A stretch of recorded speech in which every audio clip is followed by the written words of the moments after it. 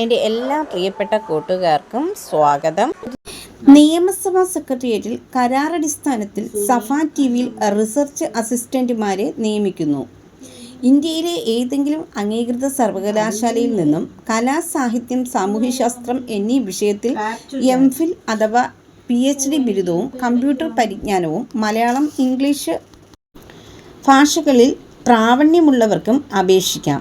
25-നും 45 വയസ്സിനും ഇടയിലാണ് പ്രായപരിധി.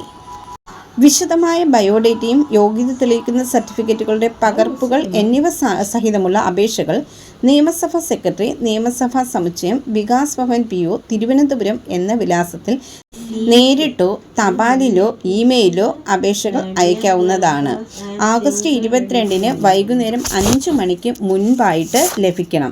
കൂടുതൽ വിവരങ്ങൾക്ക് www.niyamasafa.org, ഇമെയിൽ safatv@niyamasabha.nic.in.